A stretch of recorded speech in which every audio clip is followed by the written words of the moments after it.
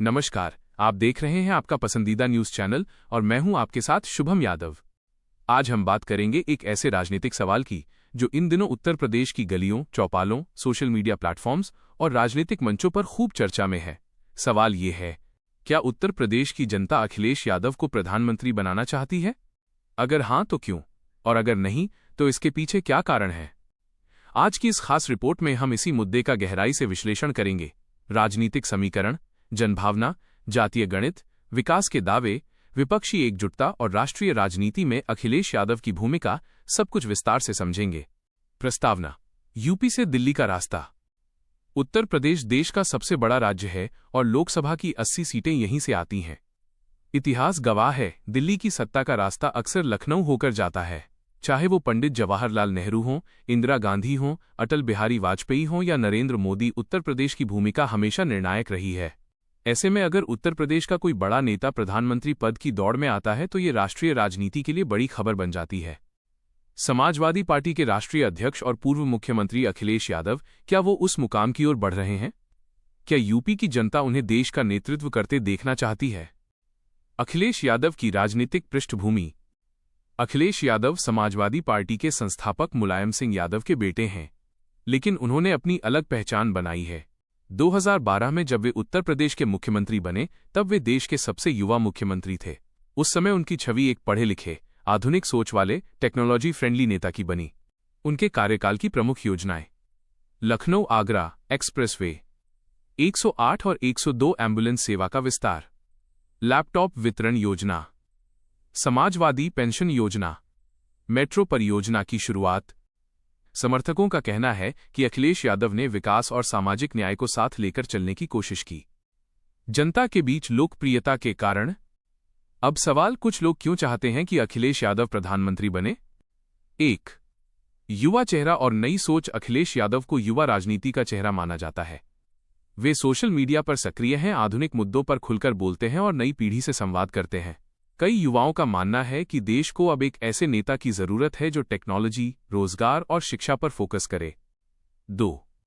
सामाजिक न्याय की राजनीति। समाजवादी पार्टी का आधार सामाजिक न्याय और पिछड़े वर्गों की राजनीति रही है। यादव मुस्लिम, पिछड़े और कुछ दलित वर्गों में पार्टी की मजबूत पकड़ मानी जाती है। इन वर्गों के बीच ये भावना है कि अगर अखिलेश यादव प्रधानमंत्री बनते हैं तो उनकी आवाज राष्ट्रीय स्तर पर और मजबूत होगी। 3. गठबंधन की राजनीति में भूमिका। राष्ट्रीय राजनीति में अक्सर गठबंधन सरकारें बनती रही हैं। अगर 2026 या 2029 के आम चुनाव में कोई भी पार्टी पूर्ण बहुमत नहीं लाती तो क्षेत्रीय दलों की भूमिका बढ़ जाती है।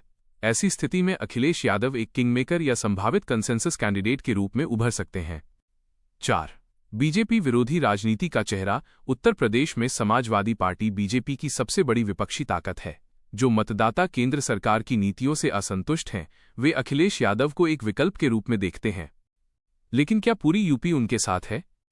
अब यह भी समझना जरूरी है कि उत्तर प्रदेश की राजनीति बहुस्तरीय है।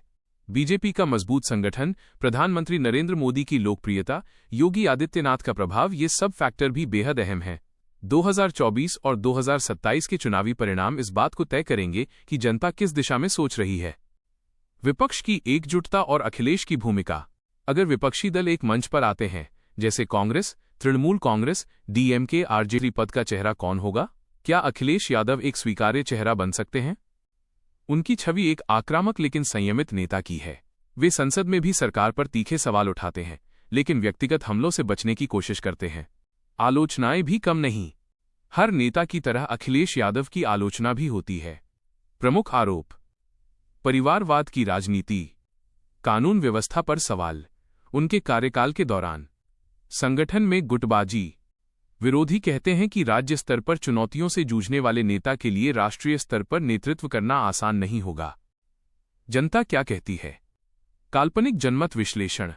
अगर हम अलग अलग वर्गों की राय देखें, युवा वर्ग, रोजगार और शिक्षा पर फोकस की उम्मीद, किसान, एमएसपी, कृषि कानून और समर्थन मूल्य जैसे मुद्दों पर मजबूत आवाज की अपेक्षा, अल्पसंख्यक, सुरक्षा और प्रतिनिधित्व की भावना, मध्यम वर्ग, आर्थिक स्थिरता और विकास की नीति। हर वर्ग की अपनी प्राथमिकताएं हैं और प्रधानमंत्री पद के लिए समर्थन इन्हीं मुद्दों पर निर्भर करता है। राष्ट्रीय स्तर पर स्वीकार्यता। प्रधानमंत्री बनने के लिए सिर्फ उत्तर प्रदेश का समर्थन काफी नहीं है। देश के अन्य राज्यों में भी लोकप्रियता जरूरी है। अखिलेश यादव को अगर राष्ट्रीय नेता बनना है तो उन्हें दक्षिण भारत, पूर्वोत्तर और पश्चिम भारत में भी अपनी पार्टी और विचारधारा का विस्तार करना होगा। भविष्य की राजनीति। आने वाले चुनाव कई मायनों में निर्णायक होंगे। अगर समाजवादी पार्टी लोकसभा में बड़ी संख्या में सीटें जीतती है तो अखिलेश यादव का कद राष्ट्रीय राजनीति में और बढ़ेगा। लेकिन अगर परिणाम उम्मीद के मुताबिक नहीं आते तो प्रधानमंत्री पद की चर्चा सीमित रह सकती है। निष्कर्ष। तो क्या उत्तर प्रदेश की जनता अखिलेश यादव को प्रधानमंत्री बनाना चाहती है? इस सवाल का जवाब सीधा हां या नहीं में नहीं दिया जा सकता। कुछ वर्गों में उनके प्रति मजबूत समर्थन है, कुछ वर्ग अभी भी अन्य विकल्पों के साथ खड़े हैं। राजनीति में परिस्थितियां, गठबंधन, जनभावना और चुनावी नतीजे सब कुछ मिलकर तय करते हैं कि कौन दिल्ली की कुर्सी तक पहुंचाएगा।